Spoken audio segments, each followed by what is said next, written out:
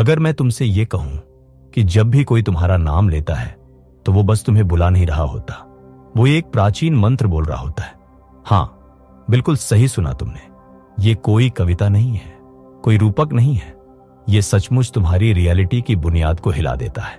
तुम्हारे आसपास की ऊर्जा, तुम्हारे विचार, तुम्हारा भाग्य, सब कुछ एक नाम के जरिए बदला जा सकता है। मिस्र के लोगों ने इस रहस्य को हायरोग्लिफ्स में छुपा दिया था ताकि बस कुछ चुनिंदा लोग ही इसे समझ सके। कब्बालाह के विद्वानों ने इसे अपने पवित्र ग्रंथों में कोड की तरह लिख दिया, जैसे कोई पहेली जो सिर्फ सच्चे खोजियों के लिए है। और अब जब हम 21वीं सदी में जी रहे हैं, मॉडर्न साइंस धीरे धीरे उन बातों को पकड़ने लगी है जिन्हें रहस्यवादी और साधक हजारों सालों से जानते थे। अब सोचो जरा, क्या हो अगर तुम्हारा नाम जो हर दिन सुना जाता है, हर जगह लिखा जाता है, दरअसल एक वाइब्रेशनल प्रोग्राम है। वो प्रोग्राम या तो तुम्हें एक अदृश्य पिंजरे में बंद रख सकता है या फिर तुम्हारे सबसे शक्तिशाली रूप का दरवाजा खोल सकता है। तुम्हारा नाम ही है जो तुम्हें बांधता है या तुम्हें आजाद कर सकता है। और आज तुम वो राज जानने वाले हो जिससे तुम इस वाइब्रेशनल कैद से बाहर निकल सकते हो और अपने असली जागृत रूप की ओर पहला कदम बढ़ा सकते हो। तैयार हो? विभिन्न संस्कृतियों में नामों का आध्यात्मिक रहस्य। प्राचीन हिब्रू परंपरा में नाम सिर्फ एक आवाज नहीं था, वो भविष्य था। शेम यानी नाम उसी जड़ से आता है जिससे शमाइम यानी स्वर्ग शब्द बना है। मतलब तुम्हारा नाम सीधे दिव्यता से जुड़ा होता है। बाइबल के जमाने में जब माता पिता अपने बच्चों का नाम रखते थे तो वो बस पहचान नहीं दे रहे होते थे, वो भविष्यवाणी कर रहे होते थे। अब चलिए जरा पूरब की ओर, हिंदू परंपराओं की तरफ। यहां नाम देना एक साधारण प्रक्रिया नहीं, एक दिव्य विज्ञान है। आज भी कई हिंदू परिवार वैदिक ज्योतिषियों से सलाह लेते हैं। कुंडली के ग्रह नक्षत्रों के अनुसार तय होता है कि कौन सा कंपन, वाइब्रेशन बच्चे के नाम में होना चाहिए ताकि उसका जीवन प्रकृति से तालमेल में रहे। नाम का पहला अक्षर, जिसे बीज अक्षर कहते हैं, उसे ऐसा माना जाता है जैसे किसी पेड़ का बीज जिससे जीवन की पूरी शाखाएं निकलती हैं। अब जरा नजर डालते हैं नेटिव अमेरिकन जनजातियों की तरफ। यहां नाम कोई स्थायी चीज नहीं थी। नाम समय के साथ, अनुभव के साथ बदलते थे। जैसे लकोटा जनजाति में बच्चे को जन्म पर एक अस्थायी नाम दिया जाता था। उसका असली नाम उसे तब मिलता था जब वो कोई खास जीवन अनुभव से गुजरता या किसी विजन क्वेस्ट के दौरान। यहां नाम जीवित होता था, इंसान की चेतना के साथ साथ बढ़ता था। प्राचीन सेल्टिक ड्रूइड्स अपने गुप्त ज्ञान को मौखिक परंपरा से सुरक्षित रखते थे। उनका मानना था कि किसी का असली नाम लिखना उसकी शक्ति को कम कर देता है। उनके लिए नाम सिर्फ शब्द नहीं था, वो एक ध्वनि तरंग थी, एक जीवित शक्ति जिसे पूरी तरह सिर्फ तब महसूस किया जा सकता था जब उसे जोर से बोला जाए। लेकिन सबसे दिलचस्प बात यह है कि इन सब अलग अलग संस्कृतियों में एक बात सामान्य है। सबका यही मानना है कि नाम सिर्फ किसी का ध्यान खींचने का तरीका नहीं है, वो एक जीता जागता ताबीज है, एक साउंड सिग्नल, ध्वनि चिन्ह जो उस खास फ्रीक्वेंसी पर काम करता है जिससे तुम्हारा असली स्वरूप इस धरती पर प्रकट हो सके। अब सवाल ये नहीं है कि तुम्हारे नाम में ताकत है या नहीं, सवाल ये है कि क्या तुम अब तक इस ताकत को पहचान पाए हो। और उससे भी जरूरी सवाल ये है, क्या अब तुम इस छुपी हुई शक्ति को जो इतने समय से तुम्हारी जिंदगी को चुपचाप आकार दे रही है, उसे होशपूर्वक नियंत्रित करने के लिए तैयार हो। तुम्हारे नाम की ध्वनि और कंपन कैसे तुम्हारे अवचेतन मन को प्रभावित करते हैं। एक पल के लिए अपनी आंखें बंद करो और सिर्फ सुनो। ध्वनि सिर्फ कोई सुनने की चीज नहीं है, ये एक शक्तिशाली भौतिक शक्ति है जो हर कण के अंदर हलचल पैदा कर सकती है। जब तिब्बती सिंगिंग बाउल बजता है तो वो सिर्फ आवाज नहीं करता, वो ऊर्जा की तरंगे बनाता है जो कणों को पवित्र ज्यामितीय आकारों में व्यवस्थित कर देती है। अब जरा कल्पना करो, तुम्हारे नाम की आवाज बचपन से तुम्हारे शरीर और चेतना में भी ऐसे ही कंपन पैदा करती रही है। सिर्फ एक दो बार नहीं, हजारों बार, हर दिन, हर साल, लगातार। एक आम इंसान अपने जीवन में लगभग 20,000 बार अपना नाम सुनता है। हर बार जब तुम्हारा नाम पुकारा जाता है, वो कंपन तुम्हारे नर्वस सिस्टम, तुम्हारी कोशिकाओं और उस जल तत्व के आर पार से गुजरता है जो तुम्हारे शरीर का 70% हिस्सा है। आज की न्यूरोसाइंस अब वही बात साबित कर रही है जो रहस्यवादियों को सदियों से पता है। तुम्हारा मस्तिष्क तुम्हारे नाम को किसी भी और शब्द से अलग ढंग से प्रोसेस करता है। एफएमआरआई स्टडीज बताती हैं कि जब तुम भीड़ में भी अपना नाम सुनते हो तो दिमाग का दायां हिस्सा चमक उठता है, वो हिस्सा जो तुम्हारी पहचान, तुम्हारे अस्तित्व और आत्मबोध से जुड़ा होता है। लेकिन विज्ञान तो सिर्फ सतह को छूता है। संस्कृत में ध्वनि के विज्ञान को नाद ब्रह्म कहा गया है। मतलब यह कि पूरा ब्रह्मांड ही एक कंपन है। तुम्हारा नाम तुम्हारा व्यक्तिगत मंत्र है, एक ध्वनि सूत्र जो इतनी बार दोहराया गया है कि अब वो तुम्हारे अस्तित्व से अलग नहीं हो सकता। जरा इन नामों को सुनो और महसूस करो कि उनमें कितना फर्क है। एलिजाबेथ, माइकल, सोफिया, डेरियस, हर नाम एक अनोखी ऊर्जा छवि बनाता है, एक वाइब्रेशनल फिंगरप्रिंट। एलिजाबेथ की लहराती हुई ध्वनि की प्रकृति बिल्कुल अलग है, एक तेज और ठोस नाम जैसे मार्ग से। डॉ मसारू एमोटो की रिसर्च, जो विवादित जरूर थी लेकिन रोमांचक भी, कहती है कि लिखे हुए शब्द भी पानी की बनावट को बदल सकते हैं। सकारात्मक शब्दों से सुंदर, संतुलित क्रिस्टल बनते हैं और नकारात्मक शब्दों से विकृत और टूटी हुई आकृतियां। अब सोचो, अगर लिखे हुए शब्द इतना असर डाल सकते हैं तो वो ध्वनि जो तुम्हें बार बार पुकारती है, उसका असर कितना गहरा होगा। लेकिन असली रहस्य अब शुरू होता है। तुम्हारा अवचेतन मन, जो तुम्हारी ज्यादातर भावनाएं, आदतें और निर्णय चलाता है, वो देखने और अनुभव करने में फर्क नहीं करता। जब कोई और तुम्हारा नाम लेता है, तुम्हारा चेतन मन जानता है कि वो तुम्हें बुला रहा है, लेकिन तुम्हारा अवचेतन मन वो हर बार उसे एक सीधा आदेश मानता है, जैसे कोई मंत्र जो तुम्हारे अस्तित्व पर असर डाल रहा हो।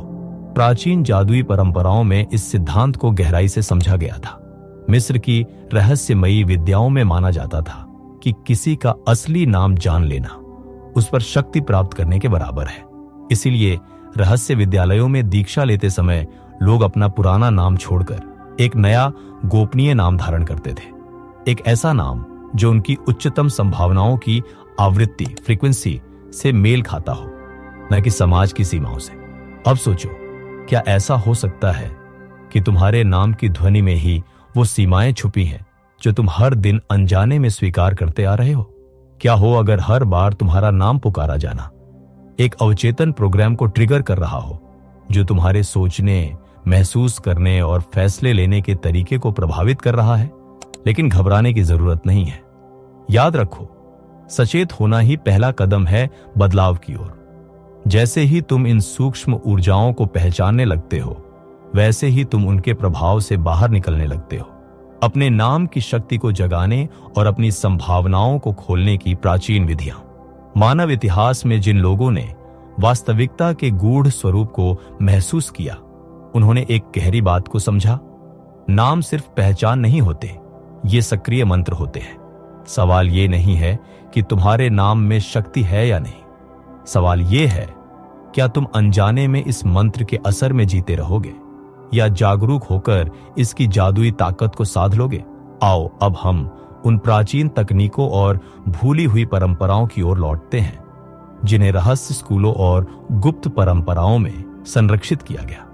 इन्हें आम लोगों से इसलिए नहीं छुपाया गया क्योंकि ये काम नहीं करती थी, बल्कि इसलिए क्योंकि ये बहुत गहराई से काम करती थी। पहला द्वार है ध्वनि साधना, नाद योगा। योग की प्राचीन परंपरा में इसे नाद योग कहते हैं। ध्वनि के माध्यम से चेतना को जगाने की विद्या। एक शांत जगह चुनो जहां कोई व्यवधान न हो। आरामदायक स्थिति में बैठो, रीढ़ सीधी रखो और सांस को सहज लयबद्ध होने दो। अब अपना नाम धीरे धीरे खींचकर बोलो, जैसे कभी ना बोला हो। अगर तुम्हारा नाम सारा है तो ऐसे बोलो, सा आर। हर ध्वनि को महसूस करो, वो शरीर के किस हिस्से में कंपन कर रही है, कहां ऊर्जा बह रही है। एस की ध्वनि शायद तुम्हारे आज्ञा चक्र, थर्ड आई में गूंजे, ए हृदय में कंपन करे, आर कंठ को सक्रिय करे, एच मस्तिष्क के शीर्ष पर हलचल फैलाए।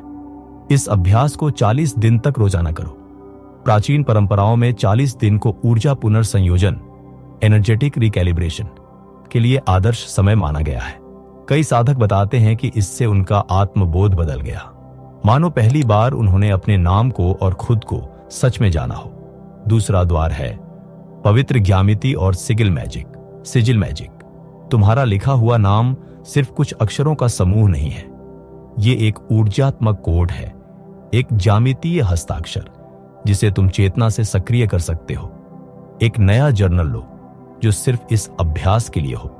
पहले पन्ने पर अपने पूरे नाम को पूरे ध्यान और श्रद्धा से लिखो। हर अक्षर को बनाते समय उसमें वह ऊर्जा भरो जो तुम अपने जीवन में लाना चाहते हो। अब जरा ध्यान से देखो, तुम्हारे नाम का आकार कैसा है? ऊंचाई, गहराई, वक्र और रेखाएं, ये सब तुम्हारी ऊर्जा का चित्र है।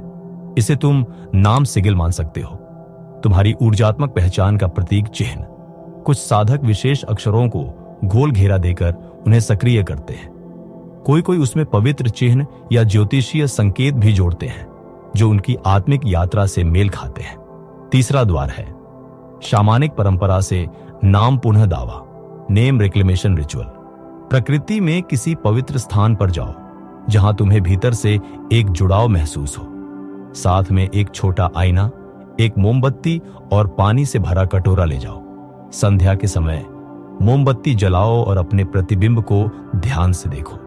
फिर ये वाक्य बोलो, मैं अपने नाम की शक्ति को पुनः प्राप्त करता हूं। मैं उन सभी सीमाओं, धारणाओं और उम्मीदों को मुक्त करता हूं जो इन पवित्र ध्वनियों पर डाली गई है।